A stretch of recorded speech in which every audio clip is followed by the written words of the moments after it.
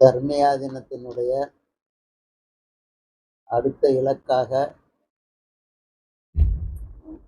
மருத்துவமனை மருத்துவ சேவை செய்வதற்காக இந்த நம்முடைய மணிவிழாவிற்கு வருகை தந்த சத்யசாய் மதுசூதனன் அவர்கள் 60 படுக்கைகளோடு கூடிய மருத்துவமனையை கட்டித் தருவதாக சொன்னதற்கு இணங்க வருகின்ற செவ்வாய்க்கிழமை 3/2/2026 அன்று அடிக்கல் நாட்டுவதற்காக அவர்கள் வருகை தர இருக்கிறார்கள்.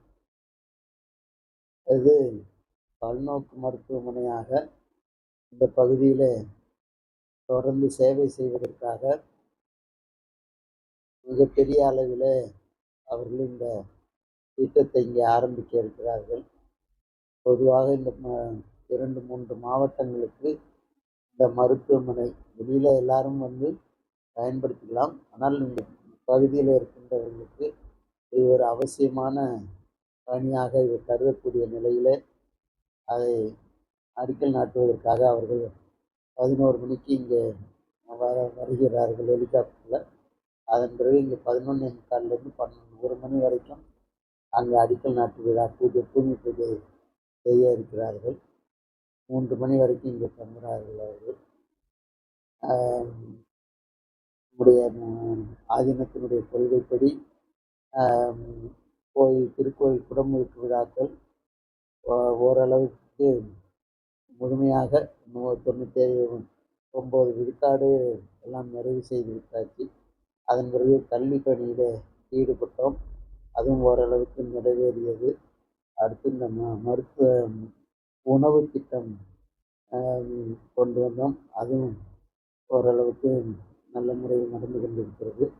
அதனை தொடர்ந்து இப்போது மருத்துவ சேவையில் சமுதாய பணிக்காக இதை செய்ய வேண்டும் என்றும் எப்படியாவது இந்த மக்களுக்கு செய்யணுங்கிறதுக்காக பலரோடு தொடர்பு கொண்டதில் இவர்கள் அந்த பணியை நாங்கள் சென்றிருந்த போது 2-3 முறை சென்றிருக்கிறோம். அங்கே நம்முடைய பூஜையை செய்ய வைத்து அவர்கள் அங்கே சொக்கநாத பெருமான் எழுந்தருளி செய்தார்கள். அந்த வகையில் அவர்களுக்கு இங்கே செய்ய வேண்டும் என்று ஒரு விருப்பம் இருந்தது.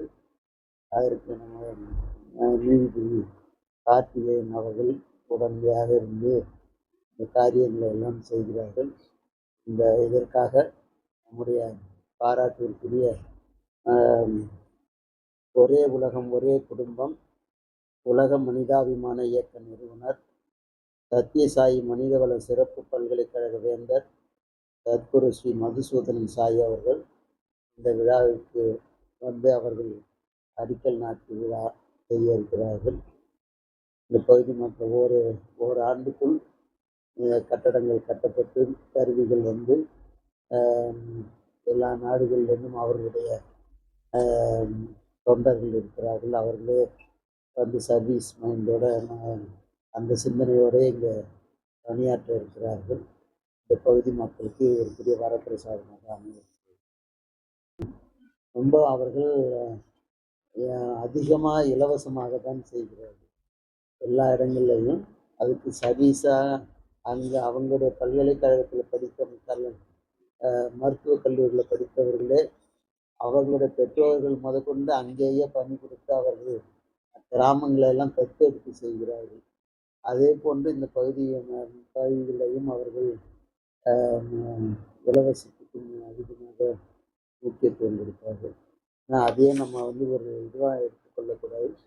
அவர்களுக்குடைய சீடர்கள் அந்த நன்கொடையை அவர்கள் அதன் மூலமாக அவர்கள் செய்கிறார்கள். இந்திய நமக்கு மார்பணி போன்றவர்கள் அந்த ஆதின சார்பிலையும் அவர்களுக்கு வேண்டிய உதவிகளை செய்வதற்கு செய்ய இருக்கிறோம்.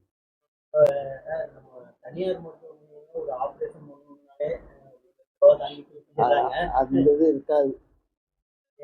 அவருடைய குறிக்கோளே வந்து இலவசமாக அவங்க செய்வது தான்.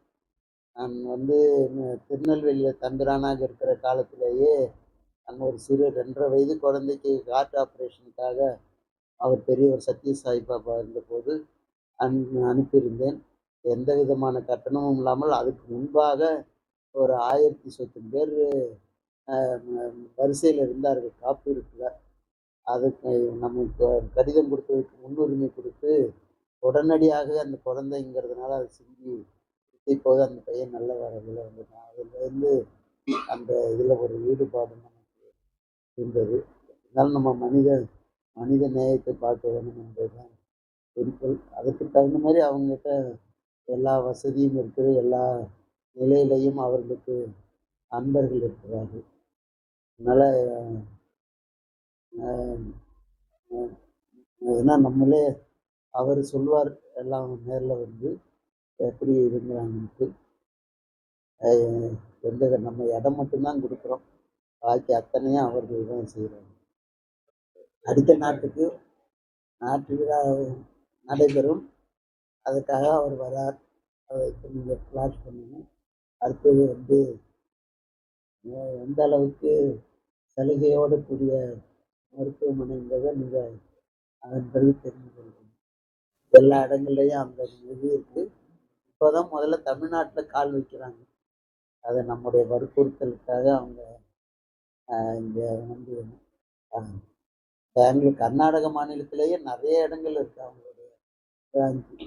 அதோட காலை உணவு திட்டம், சத்துணவு திட்டம். அப்பதான் நான் இலங்கையில தான் முதல்ல அவர பார்த்தேன் நானு.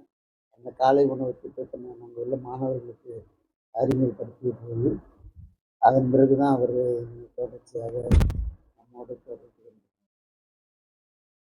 இப்ப நான் அங்க அவருடைய நூற்றாண்டு விழாவுக்கு போயிருந்தேன். 100 நாடுகளில் இருந்து அ 10,000 பேர் வந்திருந்தாங்க. ஒவ்வொரு நாளைக்கும் ஒவ்வொரு நாட்டிலேருந்து அவங்களுக்கு அந்த இது பண்ணாங்க. அதில அங்க படிச்சுட்டு போனவங்க வெளிநாடுகள்ல டாக்டரா இருக்காங்க. அவங்க வருஷத்துக்கு 3 மாசம் வந்து அங்க ஃப்ரீ சர்வீஸ் பண்றாங்க. அதனால அவங்க யார்ட்டயும் பணம் வாங்கி அந்த தொண்டு செய்யணுங்கிற அவசியம் இல்ல.